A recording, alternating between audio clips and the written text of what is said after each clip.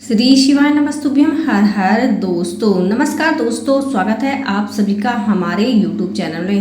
हमारा YouTube channel Shiv भक्ति जो है पूजा पाठ से जुड़ी हुई जानकारी देता है, इसलिए आप चैनल को सब्सक्राइब जरूर करें, वीडियो को लाइक करें और ज्यादा से ज्यादा भक्तों के पास शेयर जरूर करें। आज हम आपको इस वीडियो के माध्यम से वट सावित्री व्रत की कथा सुनाने जा रहे हैं। यदि आप अकेले हैं तो भी आप बैठकर इस कथा को ध्यान से सुन सकते हैं। वट सावित्री व्रत का यह व्रत ज्येष्ठ माह की अमावस्या व्रत को किया जाता है। इस दिन सुहागन महिलाएं अपने पति की लंबी आयु के लिए उपवास रखती है। ऐसा माना जाता है कि इस व्रत को करने से घर में धन धान्य की वृद्धि बनी रहती है, साथ ही साथ हमारे पति का स्वास्थ्य भी ठीक बना रहता है। साथ ही साथ ऐसा बताया जाता है कि जो सावित्री है वो अपने पति सत्यवान की जो है प्राण यमराज से वापस ले आई थी। इस दिन वट वृक्ष की पूजा का विधान है। वट वृक्ष की पूजा की जाती है। ऐसा माना जाता है कि वट के पेड़ की उम्र लंबी होती है और उसी तरह महिलाओं के पति की उम्र भी लंबी हो जाती है। तो आइए सुनते हैं वट सावित्री व्रत कथा। एक समय की बात है, भद्र देश के एक राजा थे जिनका नाम अशुपति था। भद्र देश के राजा अशुपति के कोई संतान नहीं थी। उन्होंने संतान प्राप्ति के लिए मंत्रोच्चारण के साथ प्रतिदिन 1,00,000 आहुतियां दी। 18 वर्षों तक उन्होंने यह क्रम लगातार जारी रखा। इसके बाद सावित्री देवी ने प्रकट होकर राजा को वरदान दिया कि हे राजन, तुझे एक तेजस्वी कन्या पैदा होगी।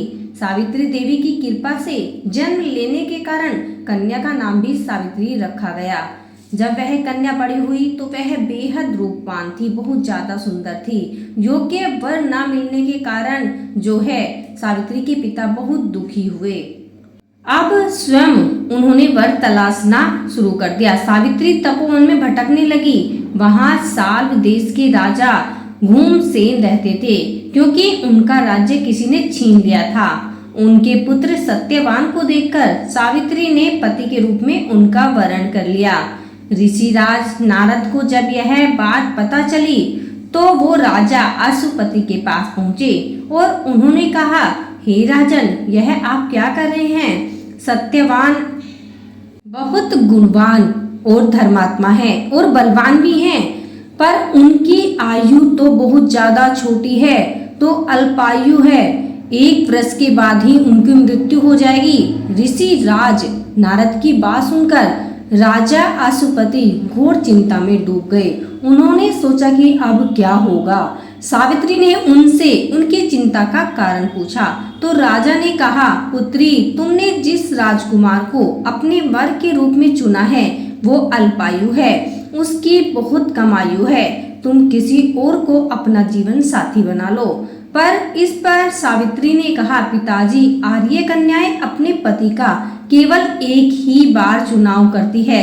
राजा एक बार ही आज्ञा देता है और सावित्री ने कहा कि पंडित एक बार ही प्रतिज्ञा करते हैं और कन्यादान भी एक ही बार किया जाता है। सावित्री हट करने लगी और बोली, मैं सत्यवान से ही विवाह करूंगी। राजा अशुपति ने सावित्री का विवाह सत्यवान से करा दिया। सावित्री अपने ससुराल पहुंचते ही सास ससुर की सेवा करने लगी। समय बीतने लगा। नारद मुनि ने सावित्री को पहले ही सत्यवान की मृत्यु के दिन के बताया हुआ था। जैसे जैसे मृत्यु के दिन समीप आने लगे, सावित्री अधीर होने लगी, दुखी होने लगी। उन्होंने 3 दिन पहले से ही उपवास करना शुरू कर दिया। नारद जी मुनि द्वारा कथित निश्चित तिथि पर उन्होंने पितरों का पूजन भी किया। दिन की तरह सत्यवान उस दिन भी लकड़ी काटने के लिए जंगल में चले गए, किंतु उनके साथ उनके पीछे पीछे सावित्री भी जंगल में चली गई। जंगल में पहुंचकर सत्यवान लकड़ी काटने के लिए एक पेड़ पर चढ़ गए। तभी उनके सिर में तेज दर्द होने लगा। दर्द से व्याकुल होकर सत्यवान पेड़ से नीचे उतर गए। सावित्री अपना भविष्य समझ गई। सत्यवान का सर गोद में रखकर अब सावित्री सत्यवान के सिर को सहलाने लगी। तभी वहां यमराज आते दिखाई दिए। यमराज अपने साथ सत्यवान को ले जाने लगे और फिर सावित्री ले जाने लगे तो सावित्री भी उनके पीछे, यमराज के पीछे पीछे चल दी। यमराज ने सावित्री को समझाने की बहुत ज्यादा कोशिश की, किंतु वह विधि का विधान है, यह नहीं बदला जा सकता है, इसलिए तुम नहीं जा सकती हो, तुम्हें साथ नहीं चलना चाहिए। लेकिन सावित्री नहीं मानी। सावित्री की निष्ठा और पतिपरायणता देखकर यमराज ने सावित्री से कहा कि हे देवी, तुम धन्य हो, तुम मुझसे कोई भी वरदान मांग सकती हो, लेकिन मेरे पीछे मत आओ। सावित्री ने कहा, मेरे सास ससुर वनवासी है और साथ साथ अंधे भी हैं, आप उन्हें दिव्य ज्योति प्रदान कर दीजिए। यमराज ने कहा, ऐसा ही होगा, जाओ अब लौट जाओ। लेकिन सावित्री अपने पति सत्यवान के पीछे चलती रही। यमराज ने कहा, देवी तुम वापस क्यों नहीं जा रही हो, तुम वापस जाओ। सावित्री ने कहा, भगवान मुझे अपने पति के पीछे चलने से कोई परेशानी नहीं है, पति के पीछे चलना तो मेरा कर्तव्य है। यह सुनकर फिर से उन्होंने एक और वर मांगने के लिए सावित्री को कहा। सावित्री बोली, हमारे सास ससुर का राज्य छिन गया है, उन्हें आप फिर से वापस दिला दीजिए। यमराज ने सावित्री को वरदान दे दिया कि जाओ ऐसा ही होगा, और कहा अब तुम यहाँ से लौट जाओ। लेकिन सावित्री फिर भी नहीं मानी, पीछे नहीं हटी और चलती रही। यमराज ने कहा, सावित्री एक और वरदान मांग सकती हो। इस पर सावित्री ने कहा कि मुझे 100 संतानों और सौभाग्य का वरदान दो। यमराज ने कहा, इसका वरदान भी सावित्री को दे दिया। यमराज ने बिना सोचे समझे सावित्री को 100 संतानों और सौभाग्य का वरदान दे दिया। कहा, सावित्री अब यहाँ से चली जाओ। सावित्री ने कहा, हे प्रभु, मैं तो एक पतिव्रता पत्नी हूँ और मुझे आपने पुत्रवती होने का आशीर्वाद दिया है। यह सुनकर यमराज को सत्यवान के प्राण छोड़ने पड़े। वे भी असमंजस में पड़ गए।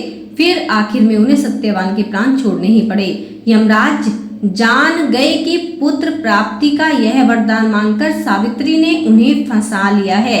यमराज अंतर्ध्यान हो गए और सावित्री उसी वट वृक्ष के पास आ गई उनके पति का मृत शरीर पड़ा हुआ था। सत्यवान अब जीवित हो चुके थे और दोनों खुशी खुशी अपने राज्य की ओर बढ़ने लगे। अब उन्होंने घर आकर देखा कि उनके माता पिता की आंखें भी ठीक हो गई हैं। इस प्रकार सावित्री सत्यवान चिरकाल तक अपने राज्य का सुख भोगते रहे। अतः पतिव्रता सावित्री के अनुरूप ही प्रथम अपने सास ससुर का उचित पूजन करने के साथ ही अन्य विधियों को प्रारंभ करना चाहिए। वट सावित्री व्रत करने और इस कथा को सुनने से उपासक के वैवाहिक जीवन और जीवन साथी की आयु पर आया हुआ संकट भी टल जाता है, बड़े से बड़ा कष्ट मिट जाता है। हे वट महाराज, जिसने भी आपकी कथा सत्य मन से सुनी है उसकी आप सभी इच्छाएं पूर्ण कर देना। उसके घर में धन धान्य की वृद्धि, साथ ही साथ सौभाग्यवती उसे बनाए रखना। आप सभी को वट सावित्री व्रत की हार्दिक शुभकामनाएं। आशा करते हैं कि ये व्रत आपके जीवन में खुशियां ही खुशियां लेकर आए। आपका जो है सौभाग्य यूं ही चमकता रहे, भाग्य यूं ही बना रहे। आप सभी को वट सावित्री व्रत की हार्दिक शुभकामनाएं। वीडियो को लाइक जरूर कीजिएगा, शेयर कीजिए और चैनल को सब्सक्राइब जरूर करें।